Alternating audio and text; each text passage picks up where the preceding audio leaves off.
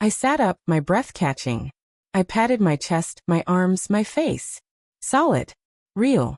I was alive. I swung my legs over the side of the bed, my feet sinking into the plush, cream-colored carpet. I ran to the bathroom and stared at my reflection in the mirror. My reflection stared back, the same woman. But the eyes held a different fire. They weren't the eyes of Clara Sterling, the dutiful, silent wife. They were the eyes of someone who had seen the other side, and had clawed her way back with a singular, burning purpose. The memories rushed back in a nauseating wave. The divorce papers. The cold, detached way he presented them. The settlement offer. $2 million and the house. The mocking whisper of his lawyer, Marcus Webb. The humiliating silence of my friends, all his friends, who had vanished the moment I was no longer useful. The accident that ended my miserable, quiet existence a month after the divorce was finalized. And above all, the memory of a conversation I'd overheard a week before I died. Alexander's father, Gerald Sterling, was on the phone in his study, his voice a low, smug rumble. Apex Innovations, he'd said. We move on them in 6 weeks. The IPO will make us all untouchable. I had died knowing Alexander was about to become richer than he ever imagined.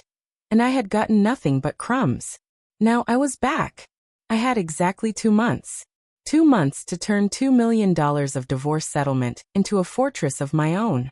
2 months to show Alexander Sterling exactly what he had thrown away, that I didn't waste time on grief. I didn't wander the house and mourn the love that had died years ago. I dressed in a sharp, navy blue blazer and tailored trousers, a uniform for the battle I was about to wage. I didn't make coffee. I didn't call my mother. I walked straight into his study. He was already there, sitting behind his massive mahogany desk, a cup of black coffee in his hand, a tablet in the other. He looked up as I entered, his eyes scanning me with a flicker of surprise. It was a look he usually reserved for when I did something unexpected, like speak first at a dinner party. Clara, he said, his voice flat, a practiced neutrality. You're up early. I was going to talk to you later, but since you're here. He set his tablet down and fixed me with his gray, unreadable eyes. I've been doing a lot of thinking. I walked to the chair across from his desk and sat down, folding my hands in my lap. I didn't let my eyes waver. So have I. He leaned back, studying me like I was a complex equation he was trying to solve. The thing is, Clara, we've become strangers. We live in the same house, but we inhabit different worlds. I don't think it's fair to either of us to pretend otherwise. I need a partner, not a silent observer. I need someone who shares my ambitions, not someone who simply manages my dinners. I let his words hang in the air for a moment. The man was a master of the dismissive breakup speech. Even when delivering it to his own wife, the subtext was clear. You were a good hostess, but you were never a participant. You were the decoration I bought for the house, and now I want to redecorate. I agree, I said, surprising him. He blinked, and for a fleeting instant, the mask of confidence cracked. I've been thinking the same thing. We are strangers. And frankly, I'm tired of being married to a man who sees me as nothing more than a piece of furniture. He straightened in his chair, the flicker of vulnerability gone, replaced by a cold irritation. He didn't like being mirrored. So you understand what I'm saying? There's no easy way to do this. I think we should see lawyers. I've already spoken with mine. Marcus Webb, I said, the name falling from my lips like a stone dropping into still water. He froze. His eyes narrowed dangerously. How do you know Marcus Webb? I smiled a thin, sharp smile. Because I know a lot of things you think I don't, Alexander. I know about the phone call your father took last Thursday. I know he was talking to his CFO about a special project that requires some unconventional capital acquisition. It was a calculated gamble. I didn't know the exact details of the conversation, only that it was about Apex. But the term unconventional capital acquisition was vague enough to be a threat and specific enough to sound like I knew something significant. His face went pale. It was a victory. He was not just surprised. He was worried. Clara, I don't know what you think you're talking about, he said, his voice dropping to a low, threatening whisper.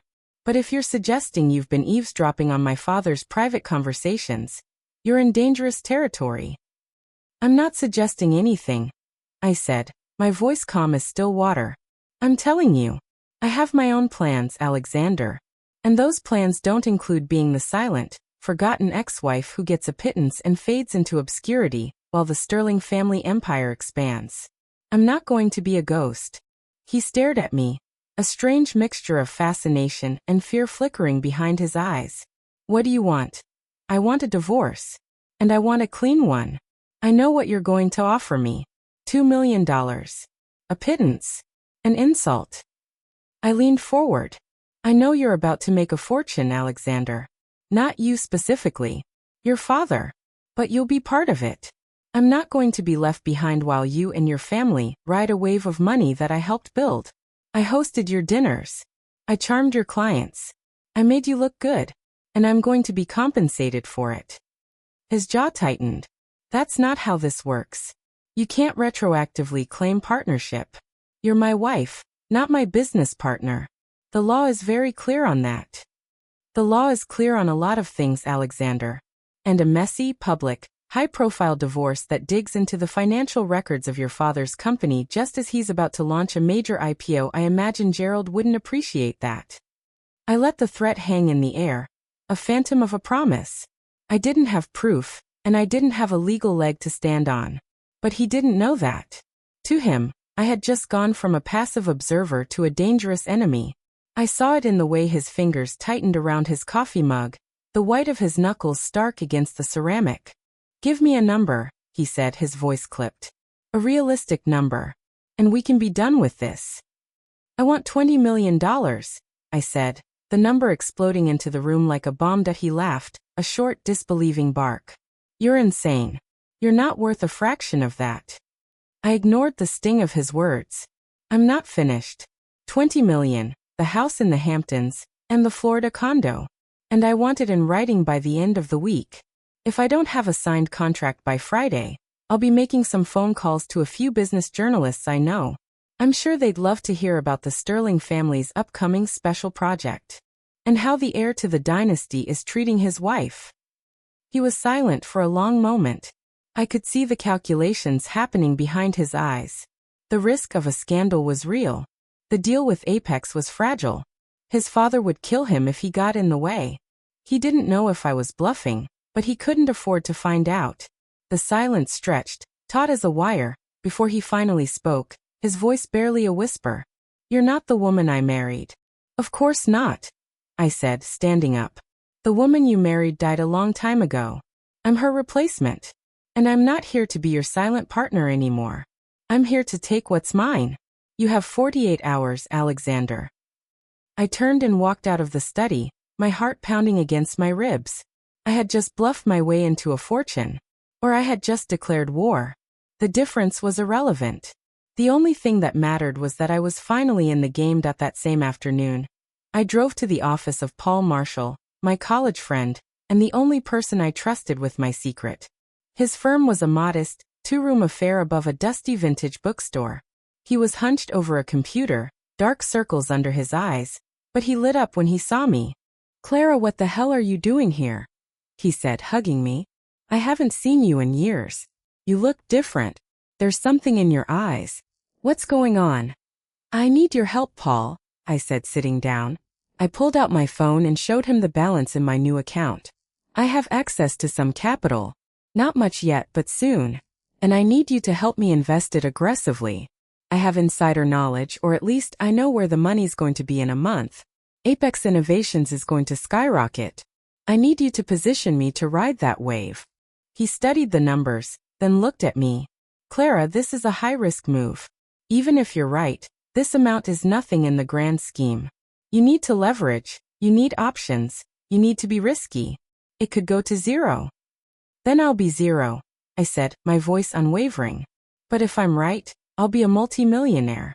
I need this, Paul. This is my last chance to build something for myself. To escape a life that was slowly killing me. He saw the desperation in my eyes, the raw need for independence, for self-redemption. He nodded slowly. All right. I'll help you. But you have to be ready for the ride.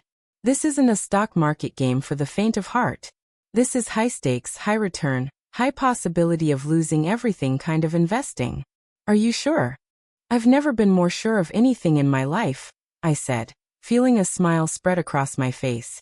A real smile, not the practiced, empty one I used to wear at his dinner parties. Show me what I need to do. He spent the next hour explaining options, leveraged ETFs, and margin accounts. It was a dizzying, dangerous world, full of risk and potential. But it was my world now. My new battlefield that as I left his office, the sun was setting over the city, painting the sky in hues of orange and gold. For the first time in years, I felt a sense of purpose, a sense of direction. The ghost was gone. In her place was a woman with a plan. A woman who was about to win a war she hadn't even known she was fighting. 2 months. That was all the time I had. And I was going to make every second count. The next 48 hours were a blur of calculated chaos. I didn't sleep. I couldn't. Every time I closed my eyes, I saw the cold, sterile room of the hospital where I'd died, heard the flat line of the monitor, felt the crushing emptiness of a life unlived. So I stayed awake. I pored over financial reports, studied market trends I'd never cared about before, and memorized the names of every key player at Apex Innovations. Knowledge was my new currency, and I was hoarding it. Alexander, true to form, didn't speak to me. He moved through the house like a ghost himself, his presence a cold draft I felt but rarely saw. I caught glimpses of him on his phone, his voice low and urgent, no doubt conferring with Marcus Webb about how to handle his suddenly combative wife. Let him scramble. Let him sweat. Every moment he spent trying to figure me out was a moment I was building my fortress. On the evening of the second day, I found a thick manila envelope on the kitchen counter. My name was written on it in his sharp, angular handwriting. I opened it with steady hands, my heart pounding a rhythm of anticipation. Inside were the divorce papers already signed by him. The offer was different from the one I'd forced out of him. He'd upped it to $20 million, exactly as I demanded. The house in the Hamptons, the Florida condo, and a clause stating I would not contest the division of assets or seek any further claims against the Sterling family or their business interests. It was a surrender. He was paying me off to keep me quiet. But there was a catch. A small, venomous line buried in the fine print. The aforementioned sum is contingent upon the signing of a non-disclosure agreement pertaining to the Sterling family's business dealings, including but not limited to any and all projects, acquisitions, or investments currently in development. He was trying to silence me, to buy my ignorance. I almost laughed. He didn't realize that I didn't need to talk. I just needed to act. I signed the papers without a second thought. I signed the NDA too, a flourish of ink that felt like a liberation. I didn't need to expose his secrets. I had my own. The next morning, I was at Paul's office before the sun was fully up. He looked even more exhausted than I felt, but there was a manic energy in his eyes. "Clara, I've been working on this all night," he said, spreading a series of charts across his cluttered desk. "You were right about Apex. The insider trading signals are subtle, but they're there. Someone's been quietly accumulating shares for weeks. If we move now, we can get in before the IPO announcement. And if it goes the way you think it will." "It will," I said, cutting him off.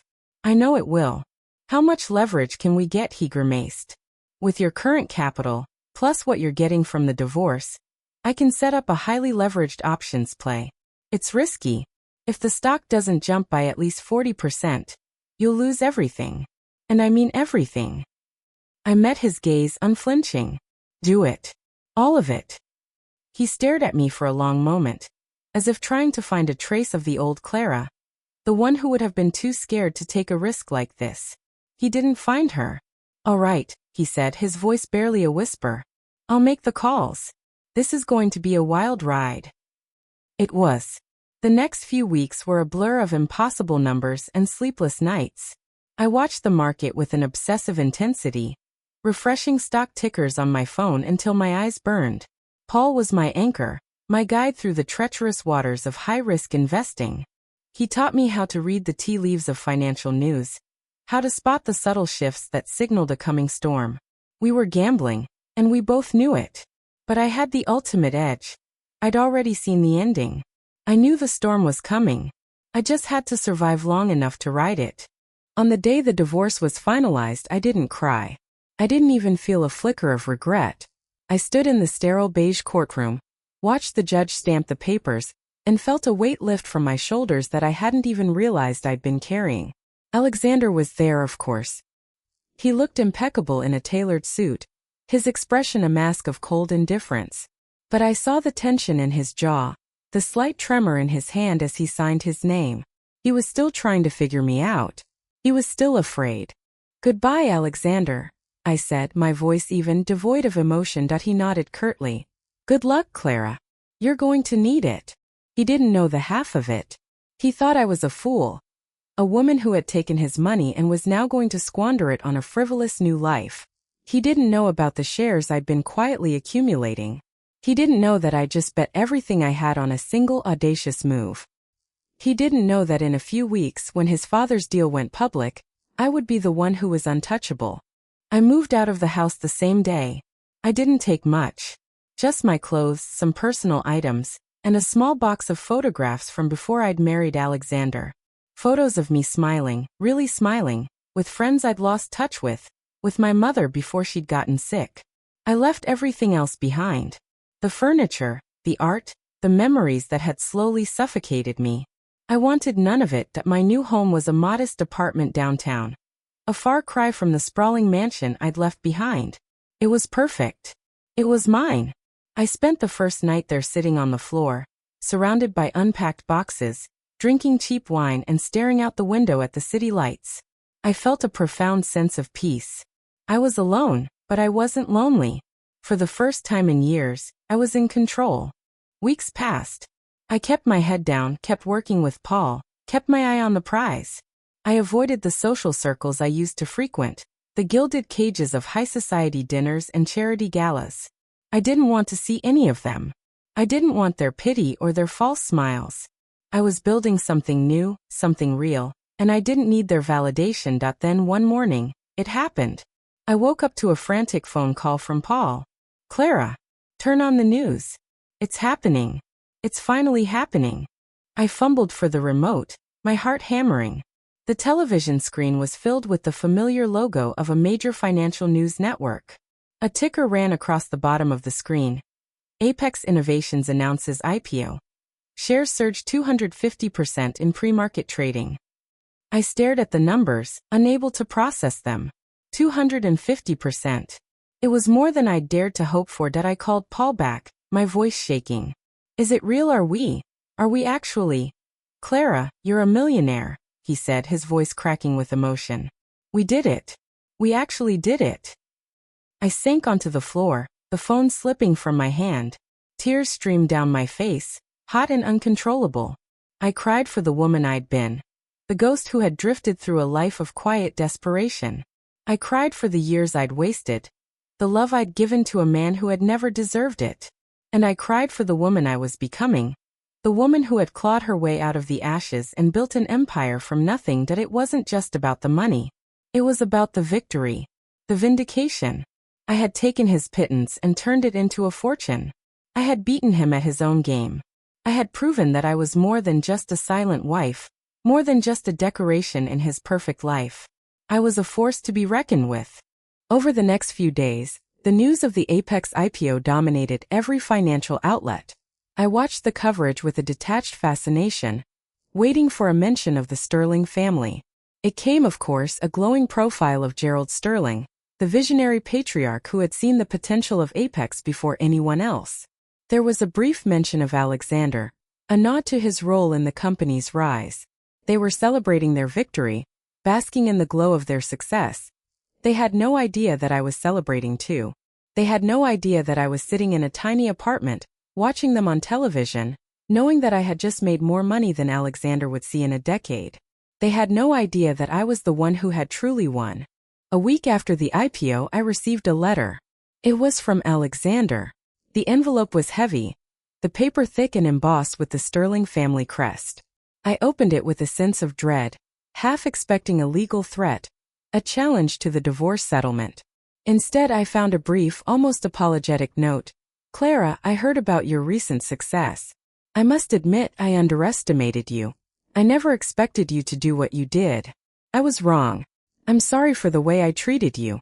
If you ever want to talk, I'm here." I read the letter twice, then a third time. I felt a flicker of something, a ghost of the old pain, the old longing.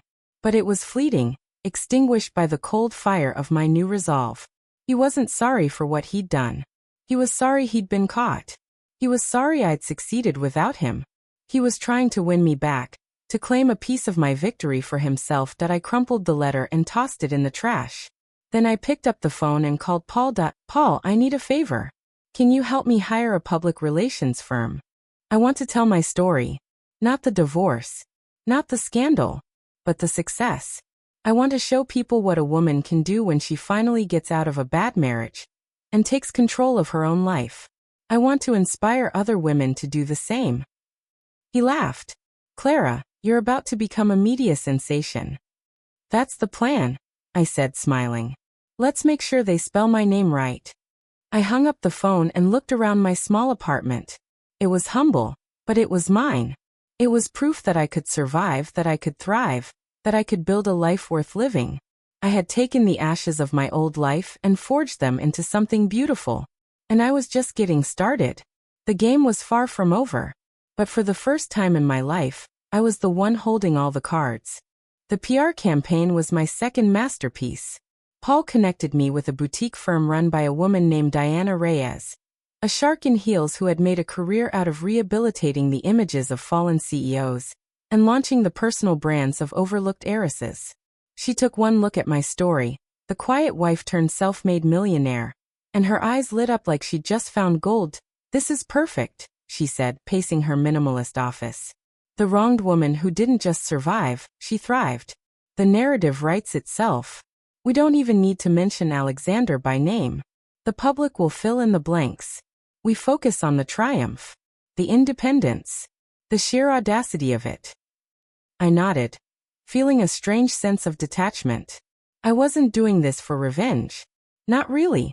I was doing it to reclaim my identity, to remind the world and myself that I was more than the sum of my failed marriage.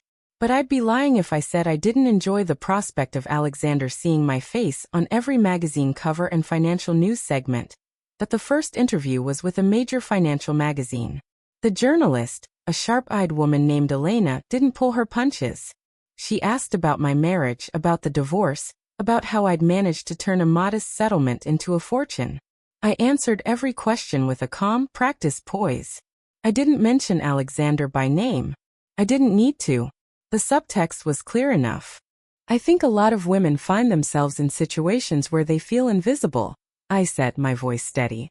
They pour their energy into supporting someone else's dream, and they forget to build their own. I was that woman, but I realized that the only person who could save me was myself. So I did. It wasn't easy. It wasn't glamorous, but it was necessary. The interview went viral. Within days, my story was everywhere. I was profiled in lifestyle magazines, invited to speak on financial podcasts, even asked to contribute to a book about female empowerment. The response was overwhelming. I started receiving letters from women all over the country, women who had been in the same situation I had been in, women who saw a glimmer of hope in my story. I read every single letter, feeling a strange sense of kinship with these strangers.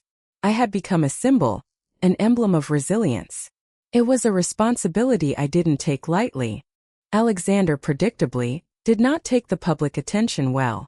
I heard through the grapevine that he was furious, that he'd called Diana's office demanding I stop the interviews. She'd laughed him off, of course. She wasn't about to give up her star client for a man who had been publicly humiliated by his own actions. The irony was delicious, but the triumph was bittersweet. Amid the whirlwind of interviews and public appearances, I received a call from an unexpected source. My mother. She had been sick for years, a chronic illness that had slowly drained her spirit and her finances. I had been sending her money, a small allowance from the joint account, but it was never enough. Now, with my newfound wealth, I could finally take care of her properly. Clara, darling, I saw you on television, she said, her voice weak but proud. You look so beautiful, so confident. I always knew you had it in you. I just wish, she trailed off, and I knew what she was going to say. She wished my father had lived to see it. She wished she hadn't been so sick. She wished things had been different. The guilt hit me like a physical blow. I had been so focused on my own struggle, my own revenge, that I had neglected the only person who had ever truly believed in me. "Mom, I'm coming to see you," I said, my voice firm. "Tomorrow. I'm going to hire the best doctors. I'm going to make sure you have everything you need. You don't have to worry about anything anymore." She cried. I cried. It was the first time I had let myself be vulnerable since the day I'd woken up and seen the clock. I hung up the phone and felt a new resolve settle over me. The victory wasn't just about the money. It was about creating a life where the people I loved were taken care of, where I was strong enough to be their shelter. I flew to my mother's small town the next day, a town I hadn't visited in years. It was a dusty, forgotten place, but it held a strange kind of beauty, a quiet that seemed to settle the chaos in my soul. I walked into her tiny house, felt the familiar smell of lavender and faded photographs, and saw her sitting in her worn armchair.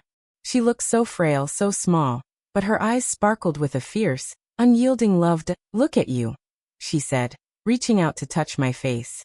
"My little girl. My brave little girl." I knelt beside her, took her hands in mine. "I'm so sorry I wasn't here. I should have been here." "Hush now," she said, patting my cheek. "You're here now. That's all that matters. Now tell me everything. Tell me about the interviews. Tell me about the money. Tell me about that bastard who dared to treat my daughter like a doormat." I laughed, a genuine laugh that felt like it came from a place I'd forgotten existed. For the first time in months, I felt like myself. Not the ghost. Not the warrior. Just Clara. I spent the next week with my mother. I hired a team of doctors to evaluate her condition, arranged for better care, and set up a trust that would ensure she never wanted for anything again. I paid off the debts that had been weighing on her for years. I bought her a new armchair, a soft, comfortable one that didn't creak when she moved. I took her to her favorite restaurant, the one she used to take me to when I was a child. She ordered the same thing she always did, and I watched her eat with a smile on my face. It was during that week, in the quiet moments between doctor's appointments and late-night talks, that I started to think about the future. I had the money. I had the platform. I had the freedom. But what did I want to do with it? I didn't want to just be a symbol. I wanted to be a force for change. I started researching foundations, organizations that helped women in abusive relationships, women who needed financial independence, women who just needed someone to believe in them. I started making calls, setting up meetings. I didn't have a master plan. I just knew I wanted to do something meaningful, something that would outlast me. When I finally returned to the city, I found an invitation waiting for me. A gala, hosted by a prominent women's advocacy group. The guest of honor was a senator, a woman who had fought for years to pass legislation protecting survivors of domestic abuse. The invitation was a sign, a confirmation that I was on the right path. I bought a dress for the occasion, a black floor-length gown that felt like a suit of armor. I walked into the gala with my head held high, my heart full of purpose. The room was filled with powerful people, women in suits, men in tuxedos, all of them united by a common cause. I felt a sense of belonging, of being part of something larger than myself. And then I saw him. Alexander. He was standing across the room, a champagne flute in his hand, his face a mask of social grace. He was talking to the senator, his smile practiced and charming. The sight of him sent a jolt through me. A mixture of anger and something else, something I refused to name. That he must have felt my gaze. He turned and his eyes met mine. For a brief moment, I saw something flicker in his expression. Surprise, admiration, regret. It didn't matter. I wasn't going to let him derail me. I turned away and walked toward the senator, my stride purposeful. I wasn't going to hide. I wasn't going to shrink. I was going to own the room, just like I owned my life. The senator, a formidable woman named Patricia Harris, greeted me with a warm smile. "Clara Sterling," she said, shaking my hand. "I've been following your story. It's remarkable what you've accomplished." "It's not just my story," I said, my voice steady. "It's the story of every woman who's ever been told she wasn't enough. I'm just one voice, but I want to use it to amplify others." Patricia nodded, her eyes gleaming with approval. "I think we can work together, Clara. I think we can do something big." We talked for hours. We talked about legislation, about advocacy, about building a network of support for women who had been silenced. I felt a fire ignite inside me, a passion I hadn't felt since I'd woken up on that August morning. This was my purpose. This was my new beginning. That as the night wound down, I found myself standing alone on the balcony, looking out over the glittering city. The air was cool, the stars faint above the glow of the streetlights. I felt a sense of peace, a quiet contentment that I had never expected to find. The door behind me opened, and I heard footsteps. I knew it was him before he even spoke. "Clara," Alexander said, his voice low and hesitant. "You look incredible." I turned to face him. The moonlight caught his features, softening the sharp edges I had come to despise. I didn't speak. I just waited. "I didn't know you were going to be here," he continued, stepping closer. "I've been trying to reach you. I left a message. Did you get it?" I remembered the letter I had thrown in the trash. "Yes," I said, my voice cool. "I got it." He sighed, a sound of genuine frustration. "I made a mistake, Clara. I was blind. I didn't see what I had. I was too focused on my own ambitions, my own ego. I didn't appreciate you. I didn't appreciate what we had." I felt a surge of anger, hot and sharp. "What we had," I said, my voice rising. "We had nothing, Alexander. We had a business arrangement. I was a decoration in your life, a prop for your social ambitions. You never saw me. You never wanted to see me." He flinched, as if I had struck him. "You're right," he said, his voice barely a whisper. "You're absolutely right. And I'm sorry. I know that doesn't change anything. But I want you to know that I've changed. I've been doing a lot of thinking. I miss you."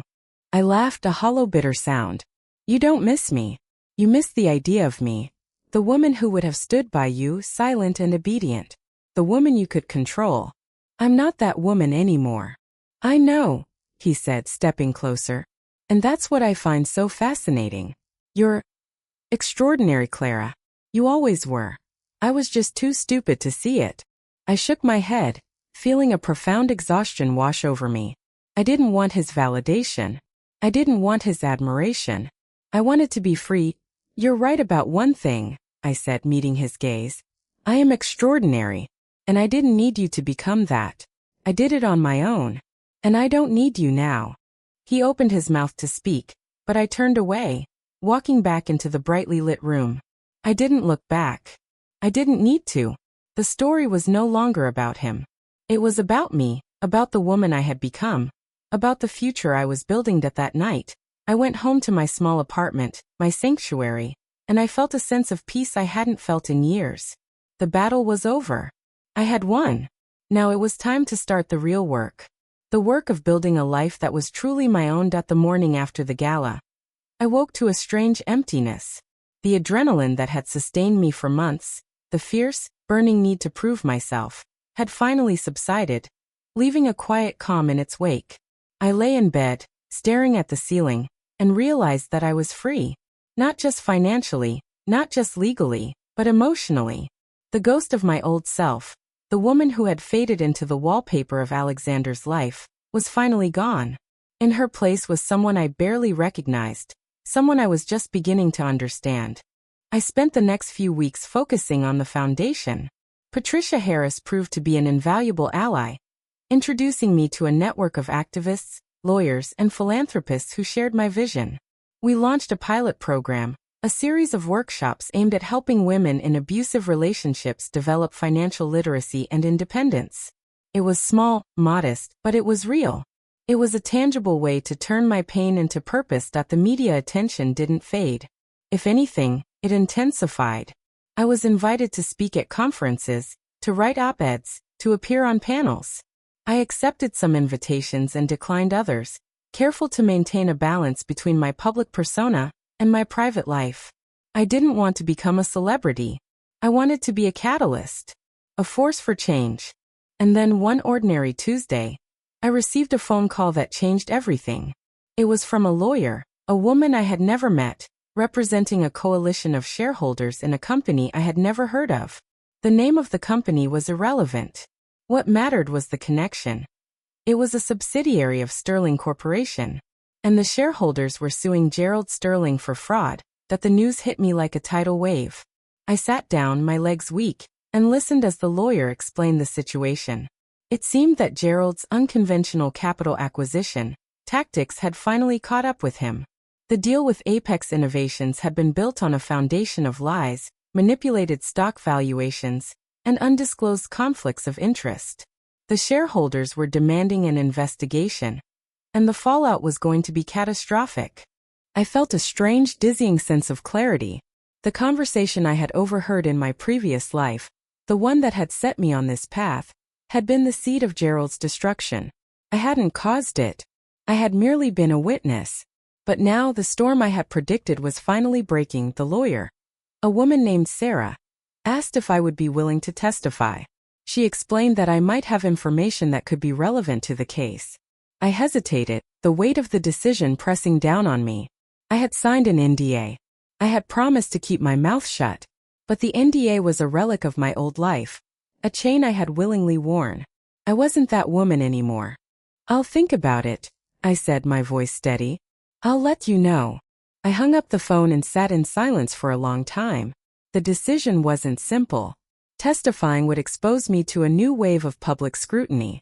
It would also, inevitably, bring me back into contact with Alexander. The thought of facing him again, of being in the same room, was deeply unsettling. But the thought of staying silent, of letting Gerald Sterling escape justice, was even worse. That I called my mother that night. She was doing better, much better. Her voice stronger and more vibrant than I'd heard it in years. I told her about the phone call, about the decision I was facing. She listened without interrupting, and when I was done she said, "Clara, you've spent your whole life being silent. You've spent your whole life doing what other people told you to do. Now you have a choice. A real choice. What does your heart tell you?" I closed my eyes, letting her words sink in. My heart told me to speak. My heart told me that I couldn't stand by and let the same system that had nearly destroyed me continue to destroy others. My heart told me that I wasn't a ghost anymore. I was a survivor. And survivors had a responsibility to bear witness to. "I'll do it," I said. "I'll testify." The weeks leading up to the trial were a blur of preparation. I met with Sarah and her team, going over my testimony, reviewing the documents I had kept from my marriage. I told them everything I knew. Everything I had overheard, everything I had suspected. The picture that emerged was damning. Gerald Sterling had built his empire on a foundation of lies, and the edifice was finally crumbling. The day of the trial arrived cold and gray, the sky low and heavy with clouds. I dressed carefully, choosing a simple, elegant suit in a muted blue. I didn't want to look like I was trying to make a statement. I wanted to look like what I was. A woman who had been silenced and was finally speaking her truth. That the courtroom was packed. Journalists, lawyers, spectators. I saw Alexander in the front row, his face pale and drawn. He looked older, more tired, the confidence that had once defined him replaced by a quiet desperation. He didn't meet my eyes. I took the stand, raised my right hand, and swore to tell the truth. The questions came in a relentless wave. Sarah led me through my testimony with a steady, practiced hand. I told the court about the overheard phone call, about Gerald's plans for Apex, about the manipulation of stock values. I told them about the divorce, about the settlement, about the NDA I had signed. I told them everything. That the defense lawyer, a sharp-faced man with a predatory smile, tried to trip me up. He insinuated that I was bitter, that I was motivated by revenge. He suggested that my memory was unreliable, that I had misinterpreted what I had heard. I answered each question with a calm, measured tone, refusing to be baited. "Miss Sterling, isn't it true that you were never involved in your husband's business affairs?" he asked, his voice dripping with condescension. "Isn't it true that you were simply a housewife, detached from the day-to-day operations of Sterling Corp?" I met his gaze, unflinching. "I was his wife," I said, my voice clear and steady. "I was the person he came home to. I was the person he talked to about his hopes, his fears, his ambitions. I may not have been in the boardroom, but I was always in the room. And I heard things. Things that were never meant to be heard." The courtroom fell silent. The defense lawyer opened his mouth to speak, but no words came out. I had answered his question with a truth he couldn't twist, A truth that resonated with everyone in the room. I wasn't just a witness. I was a symbol of all the women who had been dismissed, diminished, and ignored. My testimony lasted 3 hours. When I finally stepped down from the stand, I felt a profound sense of exhaustion, but also a profound sense of peace. I had done what I needed to do. The rest was out of my hands. The trial lasted another 2 weeks. I followed it from a distance, reading the news reports, watching the occasional TV coverage. The evidence was overwhelming. The shareholders won. Gerald Sterling was found guilty of fraud, stripped of his position, and ordered to pay millions in restitution. The Sterling Empire, the dynasty that had seemed so invincible, was in ruins. I didn't feel triumph. I didn't feel satisfaction. I felt a quiet, grim satisfaction. The system that had enabled him had finally held him accountable. It was a small victory, a tiny step toward justice. But it was a step. A few days after the verdict, I received a letter from Alexander. It was different from the last one. The paper was plain, the handwriting shaky and unsteady. Clara, I don't know where to start. I watched you testify. I heard what you said. You were incredible. You were everything I never saw. You were brave and honest, and I'm so sorry I never appreciated that. My father is gone. My family is in ruins. I have nothing left. But I realize now that I never really had anything. I built my life on a lie, on my father's lies, and I was too blind to see it. You were the only real thing I ever had, and I threw you away. I'm not writing to ask for forgiveness. I'm not writing to ask for a second chance. I'm writing to say that you were right. You were always right. And I'm sorry I was too stupid to see it. I read the letter twice, then folded it carefully and put it in a drawer. I didn't feel anger. I didn't feel pity. I felt a quiet, distant sadness for the man I had once loved. The man who had finally seen the truth, but was too late to do anything about it. The person I had been was gone. The person he had loved, or thought he had loved, was gone. There was no going back. Months passed. The foundation grew. The workshops expanded, reaching more women in more communities. I traveled, speaking at events, meeting survivors, hearing their stories. I was no longer just Clara Sterling, the wronged wife. I was Clara Sterling, the advocate, the survivor, the woman who had turned her pain into power. One day, I received a phone call from a young woman named Maya. She had attended one of our workshops, and she wanted to thank me. She had been in an abusive relationship, trapped and isolated, with no resources and no hope.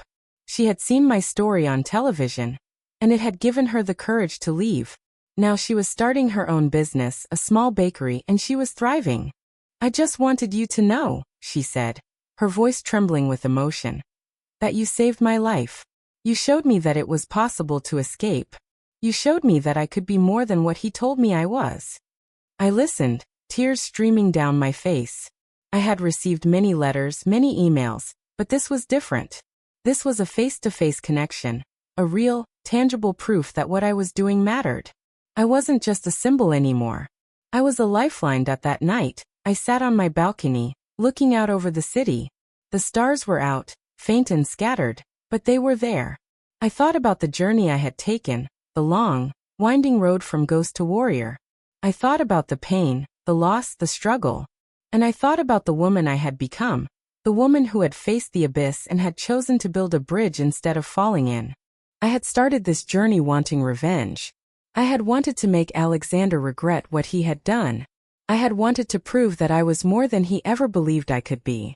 But somewhere along the way, the revenge had stopped mattering. What mattered was the healing, the growth, the transformation. I wasn't a ghost anymore. I was a survivor. I was a force. And I was just getting started. The future was uncertain, full of challenges and obstacles. But for the first time in my life, I wasn't afraid. I was ready. The game was over. The real work had begun.